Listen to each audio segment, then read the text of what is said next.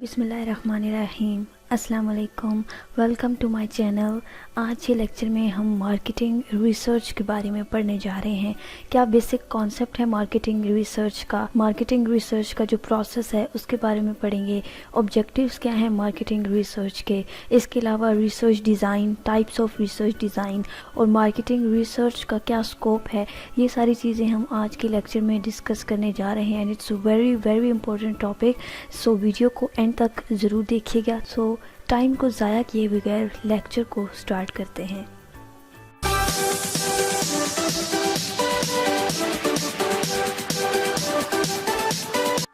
सबसे पहले marketing research का जो बेसिक कॉन्सेप्ट है हम उसको समझते हैं।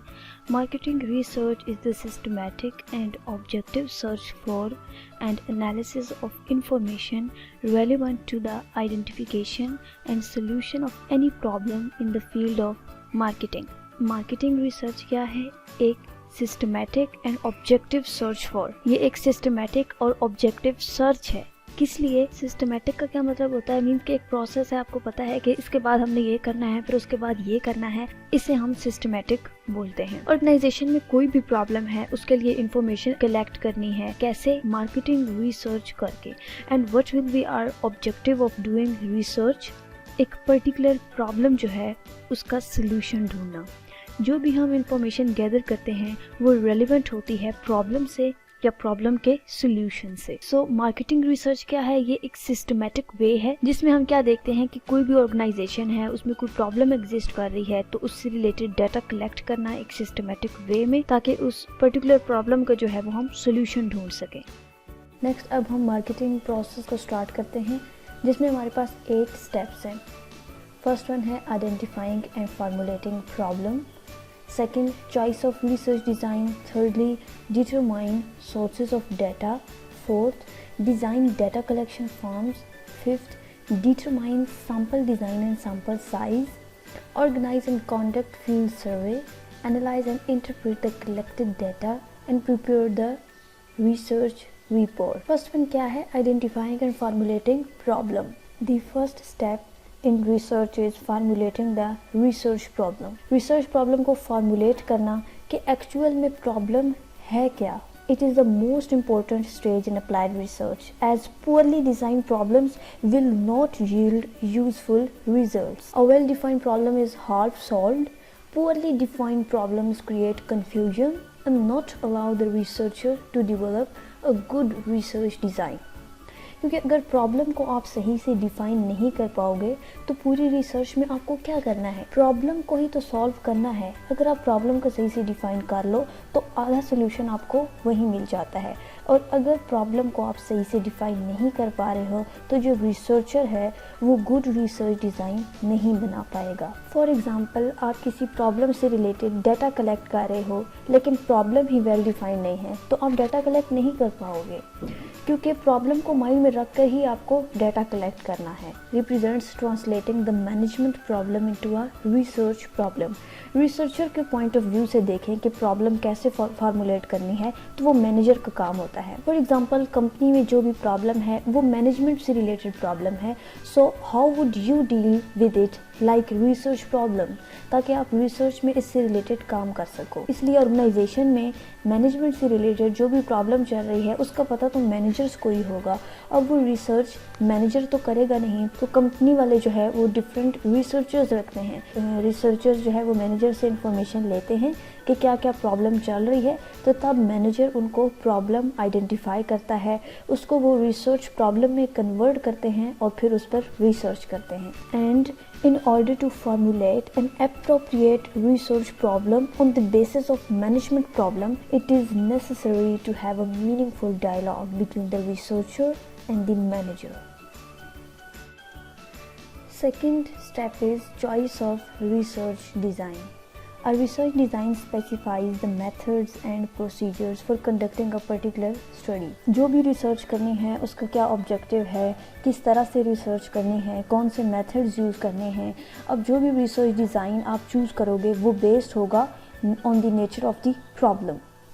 And research design can be categorised into 3 categories: exploratory research, descriptive research and causal research. Exploratory research focuses on the discovery of ideas and is generally based on secondary data. Exploratory data में क्या होता है कि अगर आप कुछ नया करने का सोच रहे हो, न्यू आइडियाज़ लेकर आ रहे हो, तो उसके लिए आप एक्सप्लोरेटरी रिसर्च करोगे. सेकंड है descriptive research. A descriptive study is undertaken when the researcher wants to know the characteristics of a certain groups such as age, gender, educational level, income and occupation etc. For example, अगर company में employees के बारे में जानना है तो उसमें आप डिस्क्रिप्टिव रिसर्च करोगे, उनकी age, gender, education level, income, occupation वगैरह, तो उसमें आप डिस्क्रिप्टिव रिसर्च करोगे. थर्डली है causal research. A causal research is undertaken when the researcher wants to know the cause and effect relationship between two or more variables. जो भी problem exist कर रही है उसके क्या कॉजेज़ हैं और क्या इफेक्ट्स हैं दो पर्टिकुलर वेरिएबल्स के. कॉजल रिसर्च की एग्जांपल ले लें कि अगर मैं अपने प्रोडक्ट की इतनी एडवर्टीजमेंट करूं तो कितनी सेल्स बढ़ेंगी, और अगर कम एडवर्टीजमेंट करूं तो कम सेल्स बढ़ेंगी. तो ये कॉज एंड इफेक्ट रिलेशनशिप है ना, कि अगर ज़्यादा एडवर्टीजमेंट कर रही हूं तो ज़्यादा सेल्स बढ़ रही हैं, और अगर कम एडवर्टीजमेंट कर रही हूं तो कम सेल्स बढ़ रही हैं. कि कॉज और इफेक्ट रिलेशनशिप है. मेरी जो एडवर्टीजमेंट है उसका इफेक्ट हो रहा है सेल्स पर. जैसे जैसे एडवर्टीजमेंट बढ़ रही है तो सेल्स भी बढ़ रही हैं, और अगर एडवर्टीजमेंट कम कर रही हूँ तो सेल्स भी जो है वो कम बढ़ रही हैं. तो दो वेरिएबल्स के दरमियान क्या कॉज और इफेक्ट रिलेशनशिप है, ये कॉजल रिसर्च में देखते हैं. The next step is to determine the sources of data to be use. अब डिसाइड करना है कि कौन से डाटा को यूज करके आप रिसर्च करेंगे. प्राइमरी डाटा के थ्रू करेंगे रिसर्च या फिर सेकेंडरी डाटा के थ्रू. प्राइमरी सोर्स मतलब आप खुद जाकर डाटा कलेक्ट कर रहे हो, और सेकेंडरी सोर्स जो ऑलरेडी कलेक्टेड डाटा अवेलेबल है उसको यूज़ कर रहे हो. फॉर एग्जांपल इंटरनेट से ले लिया, न्यूज़पेपर से डाटा उठा लिया. Sometimes the research study is based on secondary data whether partly or fully. कभी कभार ऐसा होता है कि रिसर्च में कुछ डाटा जो है वो सेकेंडरी डाटा इन्वॉल्व होता है और कुछ जो है वो उसमें प्राइमरी डाटा कलेक्ट किया होता है. आपको ये डिसाइड करना है कि आप प्राइमरी डाटा को यूज़ करोगे या फिर पूरी की पूरी रिसर्च जो है वो सेकेंडरी डाटा को यूज़ करके करनी है. जो भी डाटा आप यूज़ कर रहे हो वेदर प्राइमरी और secondary, it must fulfil the objective of your research at the end.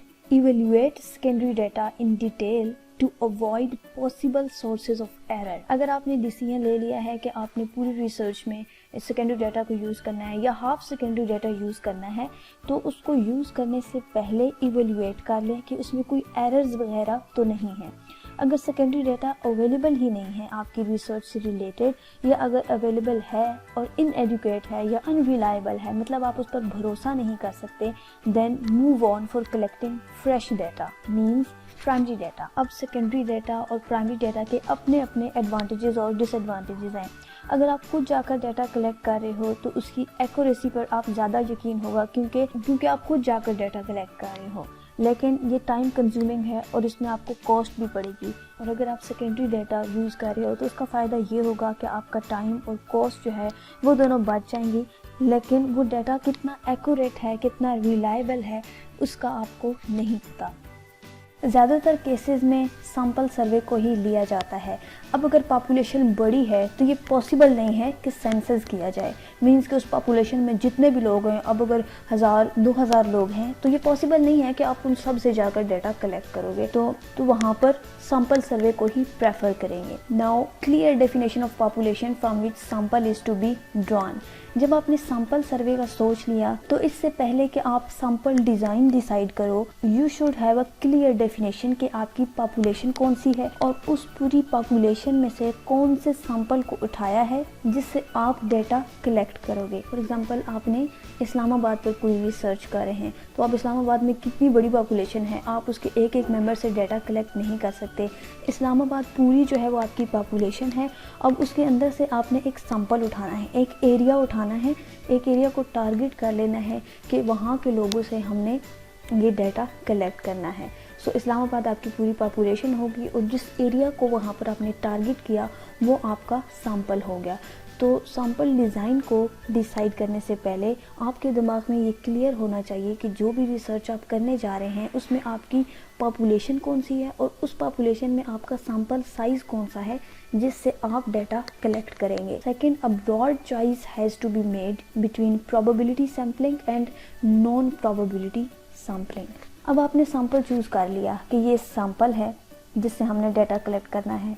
अब आपको डिसाइड करना है कि what you will choose, probability sampling और non probability sampling. Probability sampling ये होती है कि रैंडमली आपने कुछ लोगों से डाटा कलेक्ट कर लिया, आपने डिसाइड नहीं किया। फॉर एग्जांपल एक ऑर्गेनाइजेशन है तो उसके तमाम मेंबर्स हैं, अब आपने जो है वो बाकायदा डिसीजन नहीं लिया कि इस मेंबर से डाटा लेंगे, बल्कि रैंडमली आपने कुछ लोगों को जो है वो उठा लिया और उनसे डाटा कलेक्ट कर लिया। जबकि नॉन प्रोबेबिलिटी में ये होता है कि आप डिसाइड करते हैं कि आपने कौन कौन से लोगों से डाटा कलेक्ट करना है। रैंडमली आप चूज़ नहीं करते बल्कि आप पहले से डिसाइड करते हैं कि आपने कौन से लोगों से, कौन से मेंबर से जो है वो डाटा कलेक्ट करना है। And what is objective of sampling? The objective of sampling is to choose a sample which will faithfully reproduce the characteristics of a population। जो सैम्पलिंग हमने की है उसका अल्टीमेट गोल ये होगा कि वो पूरी पॉपुलेशन के बारे में बता पाए। 6th step is to organize and conduct field survey। Having prepared the questionnaire and selected the sample design and size of sample, the next step is to organize and conduct the field survey। आपने questionnaire बना लिया कि ये questions हैं जो पूछने हैं और आपका सैम्पल साइज़ और सैम्पल डिज़ाइन भी रेडी है। देन जो अगला काम आपको करना है वो फील्ड सर्वे को ऑर्गेनाइज़ करना है। अब फील्ड सर्वे में दो चीज़ें आ जाती हैं, इंटरव्यू करना और सुपरवाइज़ करना। मीन्स कि जो भी आप इंटरव्यू कर रहे हो वो सही तरह से हो रहा है या नहीं। अब इंटरव्यूइंग क्या है? Interviewing seems to be simple but in reality it is the most difficult task in marketing research. This is because respondents are generally hesitant in giving information unless approached with tact, initiative and intelligence। सुनने में और देखने में interview जो है वो बहुत एक आसान सा टास्क लगता है, लेकिन रियलिटी में ये बहुत ही मुश्किल है क्योंकि जिन लोगों से आपने डाटा कलेक्ट करना होता है वो आपको इन्फॉर्मेशन देने में या तो शर्मा जाते हैं या फिर आपको वो एक्यूरेट इन्फॉर्मेशन नहीं देते। अक्सर आपने देखा होगा कि अगर क्वेश्चनर्स फिल कराने हो तो आप जाकर जब उन लोगों में बांट देते हैं तो या तो वो आपको क्वेश्चनर फिल करने के लिए राज़ी ही नहीं होते, और अगर राज़ी हो भी जाते हैं तो वो बगैर उन स्टेटमेंट्स को पढ़े ही कुछ ऑप्शंस को जो है वो टिक करके आपको वापस दे देते हैं। तो इस तरह से आपको एक्यूरेट रिजल्ट्स नहीं मिलते। सो करना क्या है आपको कि जिन लोगों से भी आपने डाटा कलेक्ट करना है तो आपने उनको नहायत इंटेलिजेंस से डील करना है, रिक्वेस्ट करनी है कि हम रिसर्च कर रहे हैं जिसकी वजह से हमें ये क्वेश्चनर फिल कराना ज़रूरी है और आपका आंसर देना भी बहुत ज़रूरी है। Neglecting these aspects would result in interviewing errors which in turn would undermine the utility of the survey। अगर आप इन सारे एस्पेक्ट्स को निगलेक्ट कर देते हो, अगर जो रिस्पोंडेंट्स हैं उनके कोई ऑब्जेक्शंस हैं, आपने उनको सही से आंसर नहीं किया तो वो आपको सही डाटा प्रोवाइड नहीं कर सकेंगे, जिसकी वजह से आपके इंटरव्यू में एरर्स आ जाएंगे और आप जो भी सर्वे कर रहे हैं उसकी वो यूटिलिटी नहीं रहेगी जो होनी चाहिए थी। 7th step is to analyze and interpret the collected data। Once the field survey is over and questionnaires have been received, the next task is to aggregate the data in a meaningful manner। A number of tables are prepared to bring out the main characteristics of data। You have collected the data, आपके पास questionnaires के bundle बन गए। Now your task is to, अब आपने क्या करना है कि जो भी डाटा आपके पास आया है उसको एक मीनिंगफुल मैनर में अरेंज करना है ताकि आप कोई कंक्लूजन निकाल सकें, कोई रिजल्ट जो है वो जनरेट कर सकें। और उसके लिए आप क्या करें, टेबल्स बना लें, नंबरिंग कर लें, जिसकी वजह से आप डाटा को एक मीनिंगफुल मैनर में अरेंज कर सकें और कंक्लूजन जनरेट कर सकें। फॉर एग्जांपल आपने किसी ऑर्गेनाइजेशन के में जो एम्प्लॉयज़ हैं उनका डाटा लिया, उनकी age, gender, education, income level, तो उस सारी चीज़ों को आप किस तरह से, लाजमी सी बात है एक बंडल आपके पास इकट्ठा हो गया है, इस तरह से तो आपको पता नहीं चल सकता जो भी आपने रिसर्च किया उसको कंक्लूजन नहीं निकाल सकते। लेकिन अगर आप एक टेबल बना देंगे, एक रो में आप उनकी एज लिख देंगे, इनकम लिख देंगे, एक रो में आप उनकी जो एजुकेशन लेवल है उसको लिख देंगे, तो इस तरह से आपके पास डाटा अरेंज हो जाएगा और आपकी जो रिसर्च है उसका ऑब्जेक्टिव अचीव हो जाएगा, उसका जो एक कंक्लूजन रिजल्ट है आपके पास निकल आएगा। Seventh and the last step is to analyze and interpret the collected data. Eighth and the last step is to prepare the research report.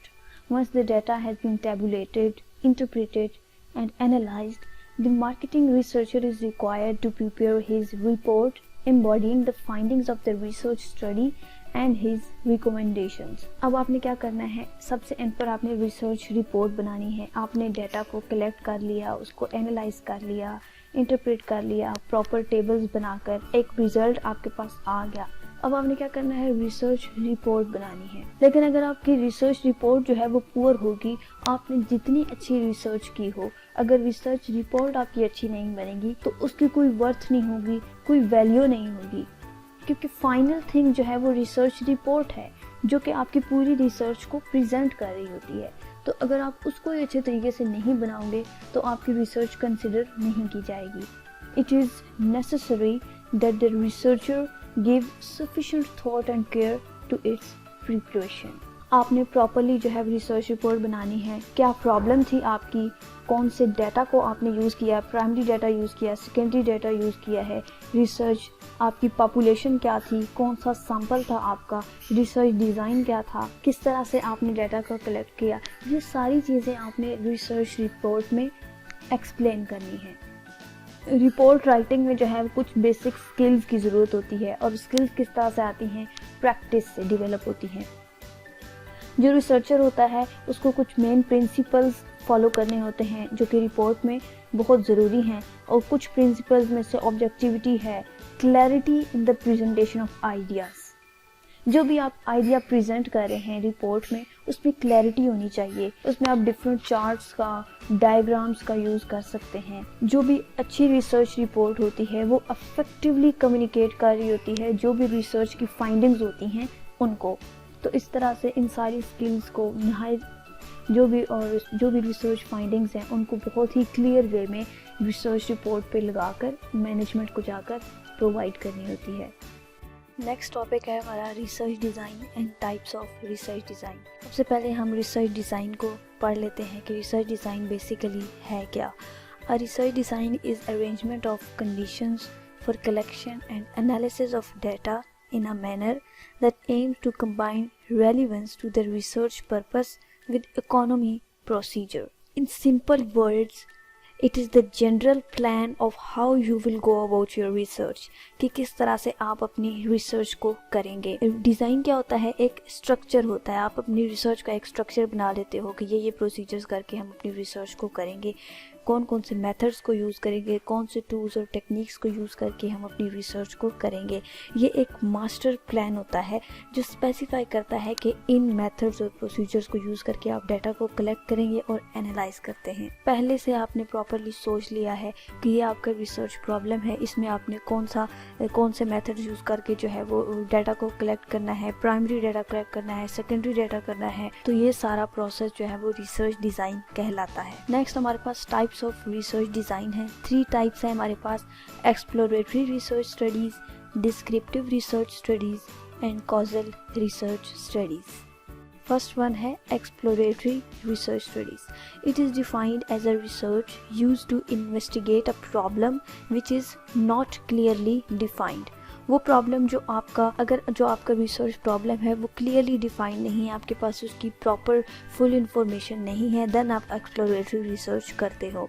It is conducted to have a better understanding of the existing problem but will not provide conclusive results. For example, अगर मुझे लाहौर या फिर इस्लामाबाद पर कोई research करनी होगी तो उसके लिए मैं लाहौर या इस्लामाबाद की पूरी पॉपुलेशन पर इकट्ठे रिसर्च नहीं करूँगी, बल्कि पहले एक छोटे सेगमेंट को टारगेट करूँगी.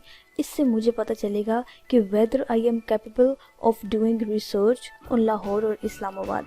एक छोटे सेगमेंट की रिसर्च किसी फाइनल डिसीजन तक पहुँचने के लिए नहीं, बल्कि इसलिए करूँगी ताकि मुझे पता चल सके कि मैं बड़ी पॉपुलेशन पर वो रिसर्च कर सकती हूँ या नहीं. इसको एक एग्जांपल से समझते हैं कि एक बड़ी मार्केट है, उसमें आप अपने प्रोडक्ट को लॉन्च करने जा रहे हैं. अब आप डायरेक्ट उस प्रोडक्ट को बड़ी मार्केट में लॉन्च कर देंगे क्या? बेटर होगा कि अगर आप पहले एक छोटे सेगमेंट पर उस प्रोडक्ट को टेस्ट कर लें, देन आप उसको बड़ी मार्केट में लॉन्च करें। क्योंकि अगर आप बड़ी मार्केट में अपने प्रोडक्ट को टेस्ट किए बगैर लॉन्च कर दें तो हो सकता है कि आपका प्रोडक्ट सक्सेसफुल हो, लेकिन ये भी हो सकता है कि वो सक्सेसफुल ना हो और आपको ज़्यादा नुकसान हो जाए, क्योंकि अगर वो प्रोडक्ट फेल हो गया तो आपको बहुत लॉस हो जाएगा।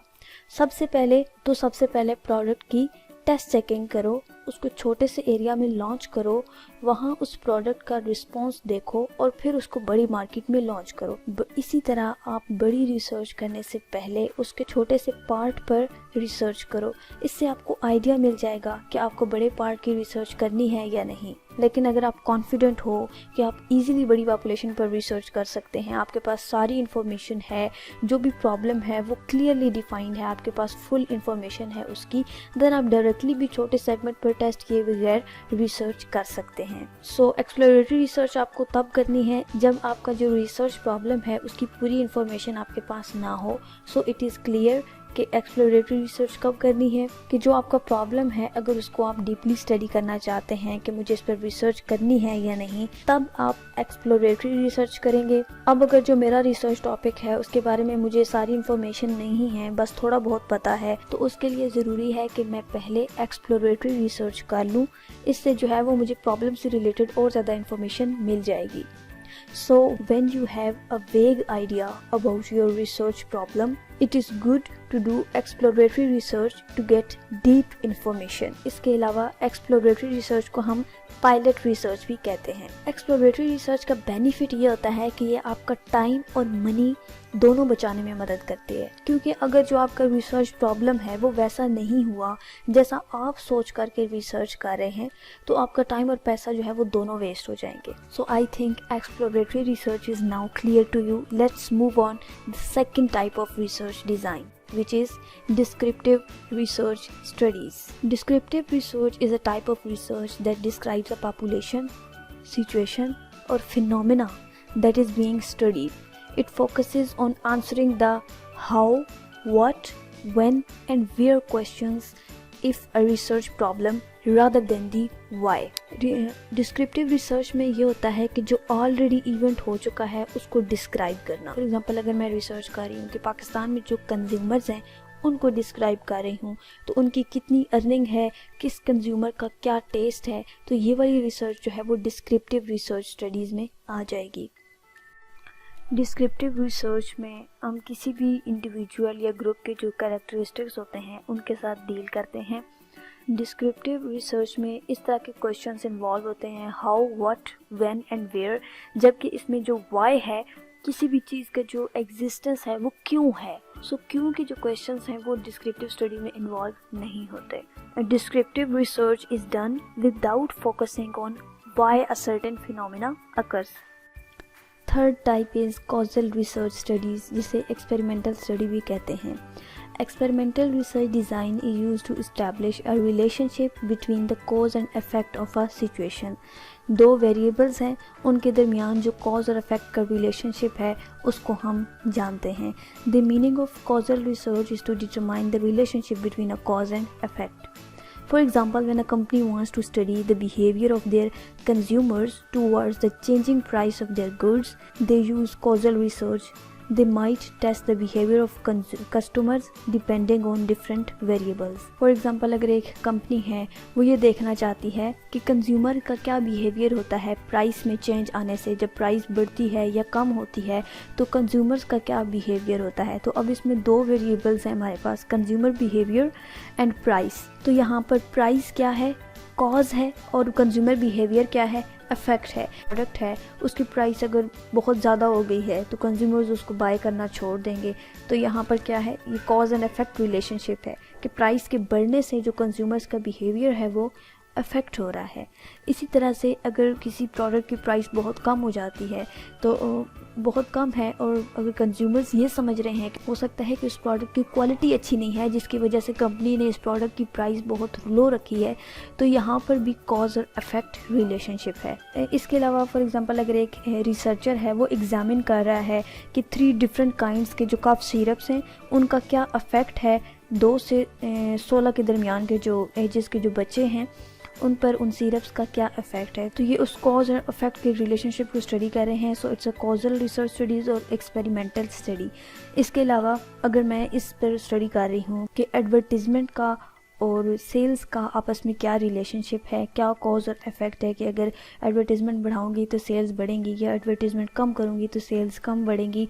तो यहाँ पर मैं कॉज और इफेक्ट रिलेशनशिप को स्टडी कर रही हूँ। So it's a causal research study. Next topic is objectives of marketing research. अब हम मार्केटिंग रिसर्च के जो ऑब्जेक्टिव्स हैं उनको डिस्कस करने जा रहे हैं, जिनमें फर्स्ट है हमारे पास to provide basis for proper planning. Marketing research हम क्यों करते हैं, क्या ऑब्जेक्टिव होता है इसका, क्यों, ताकि हम प्रॉपर प्लानिंग कर सकें। फॉर एग्जांपल आपने एचआर में ह्यूमन रिसोर्स में कोई हायरिंग करती है, न्यू एम्प्लॉयज़ की हायरिंग करनी है, तो आप ये प्लानिंग करेंगे कि आपको पता होना चाहिए कि वो हायरिंग आप किसके लिए कर रहे हैं। तो ऑब्जेक्टिव को ही ढूंढने के लिए आपको प्रॉपर मार्केटिंग रिसर्च करनी पड़ती है। तो मार्केटिंग रिसर्च से ही आपको पता चलेगा कि ऑर्गेनाइजेशन में क्या प्रॉब्लम है और उसका क्या सोल्यूशन है। तो उसके सोल्यूशन के लिए आप सारा काम शुरू करोगे और सारी चीज़ों को जो है वो ऑर्गेनाइज करोगे, मीन्स कि तब आप प्रॉपर प्लानिंग करोगे to find a solution of particular problem. Second objective is to reduce marketing cost, selling, advertising, distribution cost etcetera. For example अगर आप मार्केटिंग रिसर्च करते हो किसी पर्टिकुलर प्रोडक्ट पर, तो फिर बाद में आपको उस पर एडवर्टाइजिंग और जो डिस्ट्रीब्यूशन और सेलिंग कॉस्ट वगैरह वो कम पड़ेंगी। क्यों? क्योंकि आपके पास ऑलरेडी उसकी इतनी इन्फॉर्मेशन होगी। अगर आप मार्केटिंग रिसर्च के थ्रू ये देखना चाह रहे हो कि कस्टमर्स को कौन सा प्रोडक्ट चाहिए, उनके नीड्स और वांट्स के अकॉर्डिंग आप एक प्रोडक्ट बनाते हो, तो फिर उस प्रोडक्ट की आपको ज़्यादा एडवर्टाइजिंग करने की ज़रूरत नहीं पड़ेगी, ना उसकी सेलिंग पर इतना ज़्यादा खर्चा आएगा, ना ही डिस्ट्रीब्यूशन कॉस्ट ज़्यादा होगी, क्योंकि ऑलरेडी आपने वो प्रोडक्ट बनाई है जो कि कस्टमर्स की नीड है, जो कि उनको चाहिए ही चाहिए और उनकी ज़रूरत के मुताबिक है। तो मार्केटिंग रिसर्च के थ्रू जो मार्केटिंग कॉस्ट हैं वो कम हो जाती है। Third objective is to find out new markets for the product. For example कोई पर्टिकुलर प्रोडक्ट है, आप उस पर मार्केटिंग रिसर्च कर रहे हो, सारी इन्फॉर्मेशन गैदर कर रहे हो और उसके बाद फाइंडिंग और सजेशंस में आपने ये लिखा है कि ये प्रोडक्ट जो है वो इस मार्केट में हो सकता है या इस मार्केट में तो ये प्रोडक्ट है ही नहीं। तो इस तरह से आप न्यू मार्केट्स जो फाइंड आउट कर सकते हो। Fourth objective is to determine proper price policy. कोई भी प्रोडक्ट आप बना रहे हो तो या आप पहले डिसाइड कर लेते हो बनाने से पहले कि इस प्रोडक्ट की क्या प्राइस रखनी है, या बनाने के बाद डिसाइड करते हो। तो अगर आप मार्केटिंग रिसर्च कर रहे हो तो उसके ज़रिए आपको कंप्लीट इन्फॉर्मेशन मिल जाती है कि कौन सी एक्यूरेट प्राइस आप इस प्रोडक्ट के लिए रख सकते हो जिस पर कस्टमर ईजीली उसको बाय कर सके और उनको कोई प्रॉब्लम ना हो। Fifth objective is to study in detail likes and dislikes of the customers. अगर आप कस्टमर्स पर मार्केटिंग रिसर्च कर रहे हो तो कस्टमर्स की लाइक्स और डिसलाइक्स को जान रहे हो कि क्या उन्हें पसंद है और क्या पसंद नहीं है, किस तरह की प्रोडक्ट्स वो ज़्यादा बाय करते हैं और किस तरह की प्रोडक्ट्स जो है वो इतना ज़्यादा ध्यान नहीं देते, या उनकी नीड्स और वांट्स के अकॉर्डिंग अगर कोई प्रोडक्ट बनाना चाह रहे हो। तो पहले अगर आप मार्केटिंग रिसर्च कर रहे हो तो आपको सारी इन्फॉर्मेशन कस्टमर्स के बारे में मिल जाएगी। उसके बाद अगर आप कोई प्रोडक्ट बनाओगे तो उसको कस्टमर्स ज़रूर बाय करेंगे, क्योंकि वो उनकी पसंद नापसंद उनकी नीड्स और वांट्स के अकॉर्डिंग होगी। So it comes under to study in detail likes and dislikes of the customers. Sixth objective is to know the market competition. अगर आप मार्केटिंग रिसर्च कर रहे हो तो उसके ज़रिए आपको पता चल जाता है कि जो भी प्रोडक्ट आप बनाने जा रहे हो उससे रिलेवेंट आपके कौन कौन से कंपेटिटर्स हैं और कितना कंपटीशन है मार्केट में। तो ये सारी इन्फॉर्मेशन आपको मिल जाएगी मार्केटिंग रिसर्च करके। The last objective is to study the external forces and their impacts. Marketing research के थ्रू जो एक्सटर्नल फोर्सेस होती हैं आप उनको स्टडी करते हो और ये देखते हो कि उनका क्या इम्पैक्ट है आपकी प्रोडक्ट पर। एक्सटर्नल फोर्सेस में सिर्फ कंपेटिटर्स ही नहीं आते, बल्कि जो गवर्नमेंट फोर्सेस होगी या पॉलिसीज़ होगी, इन सारों के इम्पैक्ट को जानना मार्केटिंग रिसर्च में। ये सारी इन्फॉर्मेशन जब आपके पास आ जाती है तो एक प्रोडक्ट को बनाने में और उसको डिस्ट्रीब्यूट करने में आपको कोई प्रॉब्लम नहीं होती। These are the 7 objectives of marketing research. Now I hope that objectives of marketing research are clear to you. Next we are going to studying applications या scope of marketing research कह लें। Many people think that marketing research is just a customer survey. Asking customers about a certain product और service. बहुत सारे लोगों का ये ख्याल होता है मार्केटिंग रिसर्च सिर्फ एक कस्टमर का सर्वे है जिसमें हम कस्टमर से एक पर्टिकुलर प्रोडक्ट या सर्विस के बारे में जानते हैं कि उनको क्या पसंद है और क्या नहीं पसंद, जबकि जो कस्टमर सर्वे है वो एक पार्ट है मार्केटिंग रिसर्च का। और मार्केटिंग रिसर्च खुद में एक बहुत वाइड टॉपिक है जिसमें सारी मार्केटिंग प्रॉब्लम्स को देखते हैं कि कौन कौन सी प्रॉब्लम्स जो है वो एक मैनेजर फेस कर सकता है, जो प्रॉब्लम्स मैनेजर्स को सॉल्व करनी होती हैं। अब मार्केटिंग रिसर्च में हम किस किस के बारे में रिसर्च करते हैं, क्या स्कोप है मार्केटिंग रिसर्च का। इसमें 5 कॉन्सेप्ट हैं: product research, sales research, customer research, pricing research और एडवर्टाइजिंग रिसर्च। ये सारी रिसर्चेस इन्वॉल्व होती हैं मार्केटिंग रिसर्च में। First one is product research. It is concerned with the design, development and testing of new products as well as improvement of the existing ones. कि आप अगर कोई new product बना रहे हैं तो उसका डिज़ाइन कैसा होगा, उसकी डेवलपमेंट किस तरह से होगी, या जो न्यू प्रोडक्ट बनाया है उसको टेस्ट कर रहे हैं, या अगर कोई ऑलरेडी प्रोडक्ट है तो उसमें इम्प्रूवमेंट लेकर आनी है या नहीं। फॉर एग्ज़ाम्पल आपने कोई पेन बनाया है तो आप कस्टमर से पूछ रहे हैं या फिर आप खुद से रिसर्च कर रहे हैं कि उस पेन में कोई इम्प्रूवमेंट की ज़रूरत है या नहीं। And it also examines whether the quality of new product confirms to the desired attributes. या प्रोडक्ट रिसर्च में ये भी इन्वॉल्व होता है कि आपने जो एक प्रोडक्ट बना लिया है उसमें डिज़ायर्ड एट्रीब्यूट्स हैं जो कस्टमर्स चाहते हैं, क्या आपकी प्रोडक्ट्स से जो कस्टमर्स हैं वो सेटिस्फाइड हैं, उसकी पैकेजिंग अच्छी है, या जो आफ्टर सेल सर्विसेज हैं वो कैसी हैं। ये सारी चीज़ें प्रोडक्ट रिसर्च में इन्वॉल्व होती हैं। सेकंड है सेल्स रिसर्च। नाम से ही जाहिर है कि सेल्स से रिलेटेड कुछ है। So sales research is concerned with all the selling activities of a firm. Firm में जितनी भी सेलिंग एक्टिविटीज़ हो रही हैं वो सेल्स रिसर्च से रिलेटेड हैं। इसके अलावा आपका जो प्रोडक्ट है, ये सर्विस है, वो कहाँ पर सेल हो रहा है, उसकी परफॉर्मेंस को एग्जामिन करना। The firm may also know through sales research its position in the market in relation to its main competitors. Sales research के थ्रू एक जो फर्म है उसको पता चल सकता है कि मार्केट में उसकी क्या पोजीशन है उसके कंपेटिटर्स के अगेंस्ट में, कि उसकी पोजीशन हाई है या फिर कंपेटिटर्स की जो पोजीशन है वो उससे ज़्यादा हाई है, कि कंपेटिटर्स कितनी अच्छी सेलिंग कर रहे हैं या फिर हमारी सेलिंग उनसे ज़्यादा अच्छी है। ये सारी चीज़ें सेल्स रिसर्च के थ्रू पता चल जाती हैं। Another area within sales research is determining the effectiveness of the sales force and identifying specific factors that may improve its performance. अब सेल्स रिसर्च में हम सेल्स से रिलेटेड जितनी भी चीज़ें होती हैं उन सब की रिसर्च कर रहे होते हैं। तो जो भी फैक्टर्स कि जो सेल्स फोर्सेस हैं उनकी क्या इफेक्टिवनेस है, उनकी वजह से कस्टमर्स कितने विलिंग्स हैं प्रोडक्ट या सर्विस को बाय करने के लिए। अगर सेल्स फोर्सेस में कोई इम्प्रूवमेंट की ज़रूरत है तो हम वो कर सकते हैं सेल्स रिसर्च के थ्रू। तो ये सारी चीज़ें इंक्लूडेड होती हैं सेल्स रिसर्च में। Third is customer research. Customer से रिलेटेड जब हम कोई रिसर्च करते हैं तो वो कस्टमर रिसर्च होती है।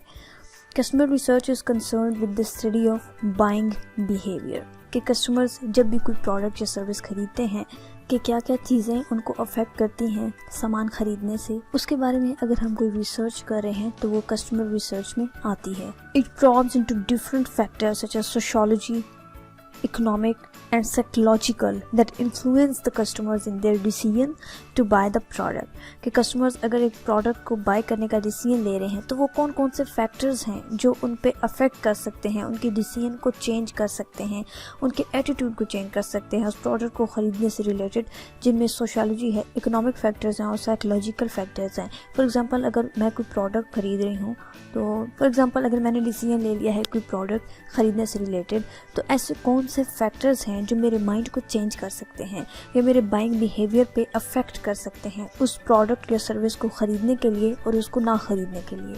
The firm may like to know whether its customers are satisfied with its product and to what extent।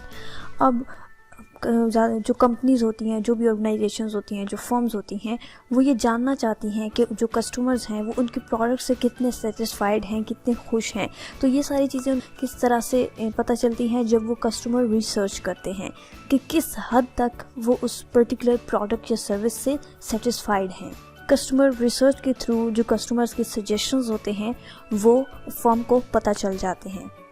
कि ये प्रोडक्ट परफेक्ट है या इसमें इम्प्रूवमेंट की ज़रूरत है। उस प्रोडक्ट से रिलेटेड जो कस्टमर्स का फीडबैक होता है, जो उनकी सजेशंस होती हैं, वो फर्म को मिल जाती हैं। Fourth one is pricing research. Every firm has to decide what price is to be fixed for its goods and services. Her firm जो भी प्रोडक्ट या सर्विस बनाती है उसको पता होता है कि इसकी एग्जैक्ट प्राइस क्या है। प्राइसिंग वो मेजर फैक्टर है जो एक फर्म की सक्सेस को अफेक्ट करता है। If a new product is to be launched, the firm may undertake the test marketing. अगर कोई फर्म जो है वो न्यू प्रोडक्ट अपना लॉन्च कर रही है तो ये बेटर है कि वो पहले टेस्ट मार्केटिंग कर ले। तो फर्म को चाहिए कि वो टेस्ट मार्केटिंग कर ले। डिफरेंट लोकेशंस पर जाकर वो ये टेस्ट कर सकती है कि ये हमने ये प्राइस रखी है तो लोग इसको ख़रीदेंगे या नहीं ख़रीदेंगे। तो जिस प्राइस पर ज़्यादा कस्टमर्स विलिंग होंगे उस प्रोडक्ट को बाय करने में, इस तरह से एक फर्म को हेल्प मिल जाएगी एक अप्रोप्रिएट प्राइस को चूज़ करने में। Fifth one is advertising research. Another area in marketing research is related to advertising. The main objective of a firm using advertising is to increase awareness of its product or service to the target group, leading eventually to increased sales. Obviously जब advertising करेंगे तो consumers में जो उस product से related awareness है वो बढ़ेगी, जिसकी वजह से वो उस प्रोडक्ट को ख़रीदेंगे और उसकी सेल्स इंक्रीज़ होंगी। सो क्या है ये डायरेक्ट एडवर्टाइजिंग जो है वो डायरेक्टली अफेक्ट कर रही है सेल्स को। अगर जो हमारे कंज्यूमर्स हैं जिनको टारगेट करके हमने उस प्रोडक्ट को या सर्विस को प्रोड्यूस किया है तो उनको पता ही नहीं है, उनको अवेयरनेस ही नहीं है उस प्रोडक्ट या सर्विस के बारे में, तो वो उसको नहीं खरीदेंगे। तो ऑब्वियसली वो उसको नहीं खरीदेंगे क्योंकि उनको इल्म ही नहीं होगा उसके बारे में, जिसकी वजह से हमारी सेल्स नहीं बढ़ेंगी। Hence, advertising research is important for creating awareness of product or service in consumers' mind and for increasing sales. Now, why do market research? Market research हम क्यों करते हैं? बहुत सारे लोग ये समझते हैं कि मार्केट रिसर्च सिर्फ जो बड़ी बड़ी कंपनीज होती हैं या जो बड़ी बड़ी एजेंसीज होती हैं वो करती हैं, जबकि ऐसा नहीं है। मार्केट रिसर्च कोई इतना भी मुश्किल कॉन्सेप्ट नहीं है, बल्कि आप खुद इसको जितना मुश्किल बनाना चाहते हैं बना सकते हैं। इसमें दो ही बेसिक कॉन्सेप्ट होते हैं, प्राइमरी रिसर्च और सेकेंडरी रिसर्च। प्राइमरी रिसर्च जिसमें आप खुद जाकर डाटा कलेक्ट कर रहे होते हैं, लोगों से उनकी व्यूज़ ले रहे होते हैं, वो प्राइमरी रिसर्च होती है। और सेकेंडरी जिसमें आप इंटरनेट गूगल करके या बाकी जितनी भी वेबसाइट्स हैं इंटरनेट से आप डाटा कलेक्ट कर सकते हैं। मार्केट रिसर्च चाहिए क्यों होती है? इसके बेसिक 6 पॉइंट्स हैं। फर्स्ट वन है to understand the customers pain points. Market research आपको इसलिए चाहिए होती है ताकि आपको पता चल सके कि कस्टमर को किस टाइम पे मुसीबत क्या हो रही है। फॉर एग्जांपल कस्टमर को लोन चाहिए है कोई चीज़ें वगैरह ख़रीदने के लिए, तो आप वहाँ पर फाइनेंशियल प्रोडक्ट ला सकते हैं।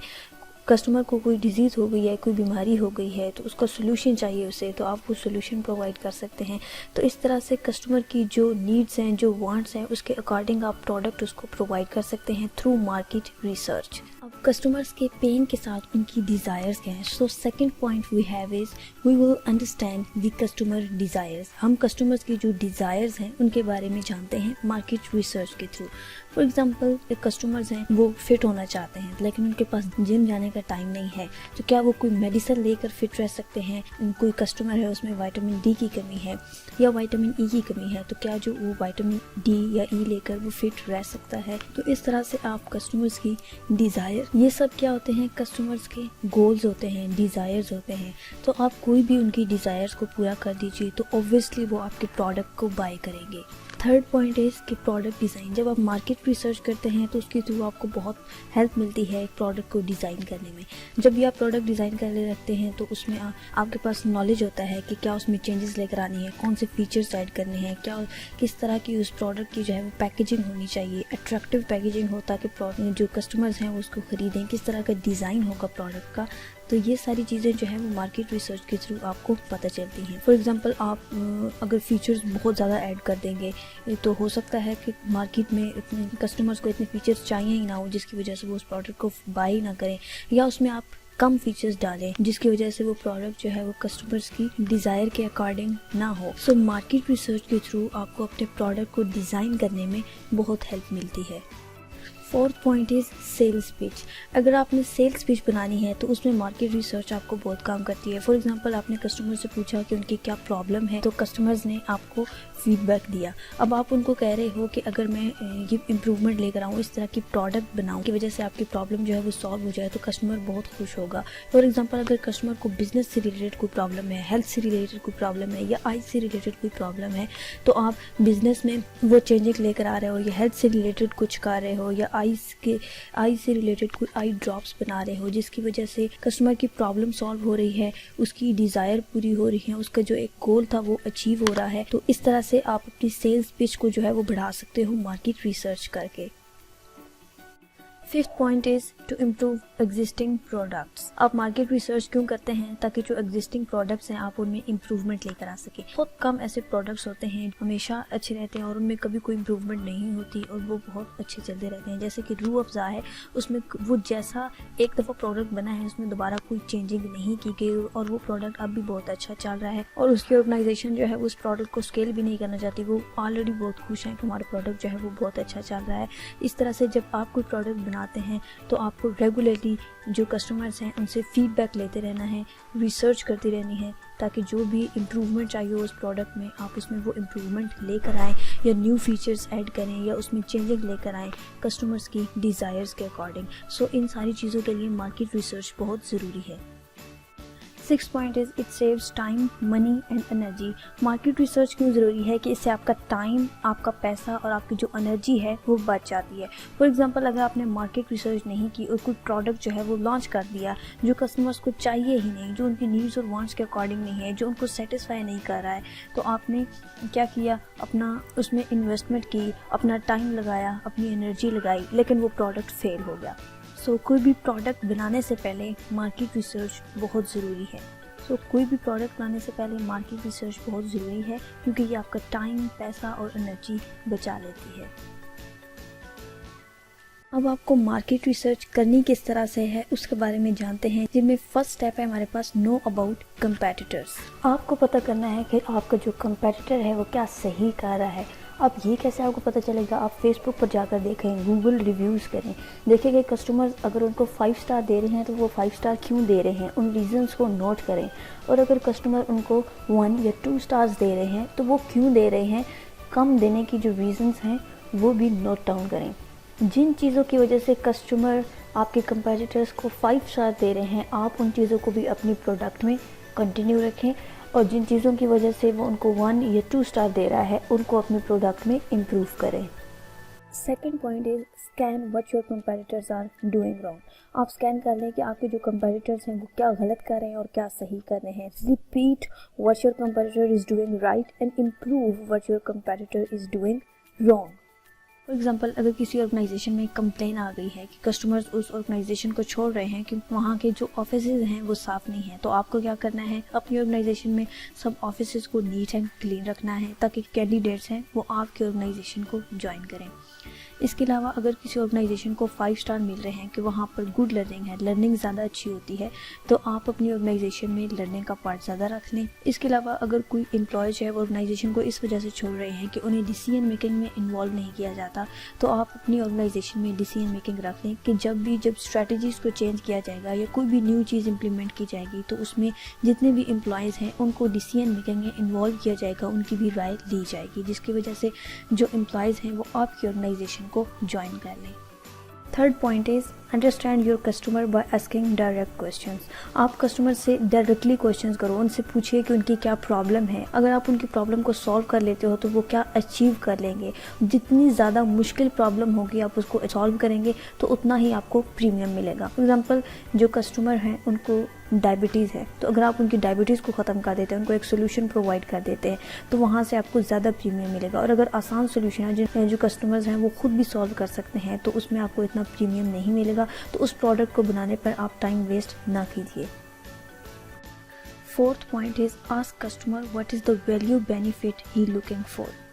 कोई भी प्रोडक्ट है उसकी परसीव्ड वैल्यू क्या है कस्टमर्स के माइंड में, अगर आपको ये पता चल जाता है तो आप उसकी प्राइस सही तरह से सेट कर सकते हैं। फॉर एग्जांपल एक डायमंड है, तो डायमंड की जो परसीव्ड वैल्यू है वो कस्टमर्स के माइंड में ज़्यादा होती है, क्योंकि उसकी जो वैल्यू है वो हमेशा ज़्यादा रहने वाली है, तो इसकी वजह से उसकी प्राइस भी हाई होगी। इसी तरह से जो भी प्रोडक्ट आप बना रहे हैं, अगर उसकी जो वैल्यू है, परसीव्ड वैल्यू है जो कस्टमर्स की नज़र में, वो आपको पता चल जाती है, तो आप उसकी जो प्राइस है वो सही रख सकते हैं। अगर आपको परसीव्ड वैल्यू के बारे में नहीं पता होगा तो या तो आप प्राइस को ओवर प्राइस कर देंगे या अंडर प्राइस कर देंगे। तो यहाँ पर वैल्यू बेनिफिट आपने ज़रूर देखना है। Fifth one is ask customer how difficult it is to solve the problem. Customer से आप खुद क्वेश्चन करके पूछें कि जो प्रॉब्लम है उनका वो कितना डिफ़िकल्ट है। अगर वो बहुत डिफ़िकल्ट प्रॉब्लम है तो ऑब्वियसली उसको सॉल्व करने के लिए प्रीमियम भी ज़्यादा मिलेगा, लेकिन अगर ज़्यादा आंसर्स यही आ रहे हैं कि बहुत ईजी प्रॉब्लम है, वो उसको खुद भी सॉल्व कर सकते हैं, तो आप उस प्रोडक्ट को मत बनाएं। उसको बनाने से प्राइस वार हो सकता है, आप अपने कस्टमर्स के साथ प्राइस वार में आ जाएंगे और आपको बेनिफिट भी नहीं होगा। तो इसकी जगह आप कोई नया प्रोडक्ट लेकर आ सकते हैं जिसकी वजह से आप एक स्पेसिफिक प्रॉब्लम अपने कस्टमर्स की सॉल्व कर रहे हैं, जो उनकी डिज़ायर्स को, उनकी गोल्स को अचीव कर रही है, पूरा कर रही है। Now I will tell you the top 10 marketing research topics. First one is what characteristics do buyers look for when purchasing a product online? Second question, how do organizations use CSR to reinforce brand equity? Third question is, what manipulation tactics do brands use to get more customers? Fourth question, how could artificial intelligence help customers make the right decisions?